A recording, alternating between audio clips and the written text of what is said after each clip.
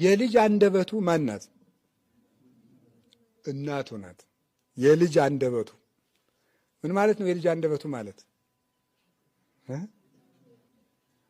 ቢያመው ምን ቢለው ለሰው የምትናገርለት ማን ናት? አፉ ያልፈታው ልጅ እናቱ ናት የምትናገርለት።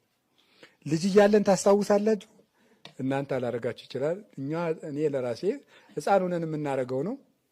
ከሰው ድግስ ምናምን ሄደን እናቶቻችን ጋር የሆነ ነገር ከፈለግ ማንን ነው የምንጠይቅ? ሰዎቹን ነው? ማንን ነው የምንጠይቅ?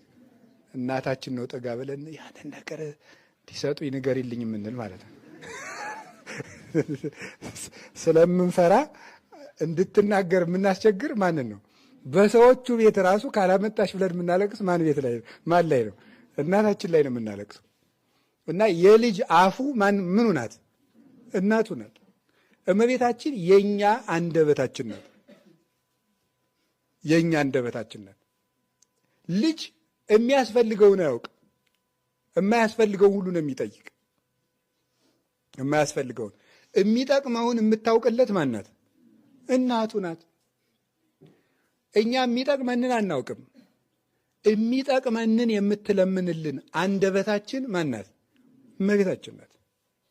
ለዚህ ነው ቅዱስ ያዕቆብ ዘስሩግ ሲያመሰግናት ምንድናት? እመቤታችን አንቺ የቤተ ክርስቲያን ምንድን ነሽ ነው ያለ? አንደበት ነሽ ነው። የቤተ ክርስቲያን አፏ ድንግል ማርያም ናት።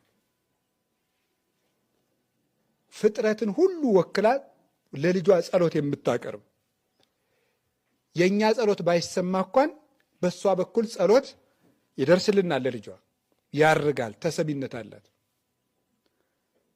እንዲህ ያለች እናት ነው ያለችን።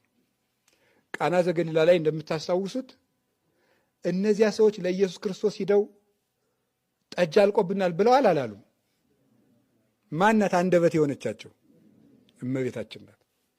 የእነሱን ልመና ወክላ ቀረበችላቸው።